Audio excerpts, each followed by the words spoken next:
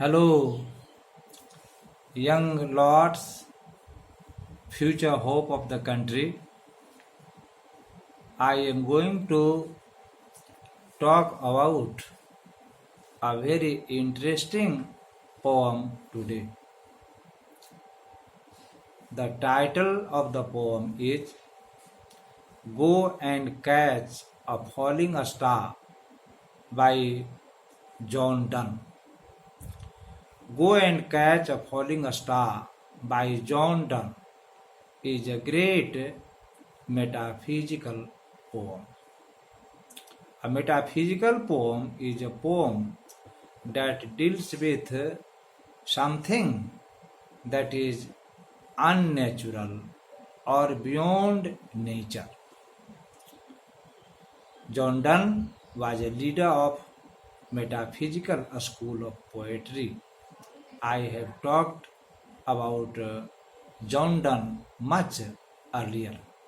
So, today I am going to discuss the present poem Go and Catch a Falling Star or song. This poem contains only three stanzas. Each stanza contains 9 lines. The first stanza reads thus: Go and catch a falling star, get with child a mandrake root. Tell me where all past years are, O who cleft the devil's foot. Teach me to hear mermaid singing, or keep off envy's stinging, and find what wind serves to advance an honest mind. In this stanza of the poem, the poet or the speaker commands his listener to some impossible task or tasks. The speaker tells his listener to go and catch a falling star, which is a very impossible task, which is not possible. Then he commands him another task, to impregnate a mandrake root. Mandrake root means a creepy humanoid tuber which cannot be impregnated. Then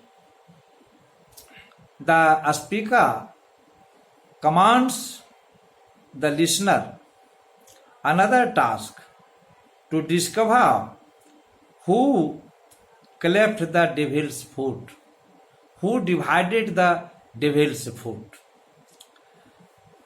Then he commands the listener to go and hear mermaid singing. Mermaid is a sea word which allures sailors towards death. The speaker also commands the listener to keep off a stinging of envy, and last of all he commands the listener to find a person or thing that helps a honest person, a person who is true and honest. Nobody helps him. In the first stanza of the poem, the speaker commands many impossible tasks to the listener. All these tasks are impossible to be done. Now, let me look at the second stanza. If thou If thou hast borne to strange sights things invisible to see, ride 10,000 days and nights, till age snow white hairs on thee. Thou, when thou returnest, will tell me all the strange wonders that befell thee, and swear nowhere lives a woman true and fair. In the second stanza of the poem, the speaker tells the listener that if he is born to see a strange things, a strange sights, he commands him to have a long journey, 10,000 days and nights, a huge journey, a long journey, till he becomes old, till his hairs grow white, grey, and when he comes back, when he returns, he will discover that there is nowhere when there lives no woman who is true and fair. In the second stanza of the poem, the poet emphasizes that a true and fair woman is impossible in the world. The poet is very strange. The poet has very strange feeling.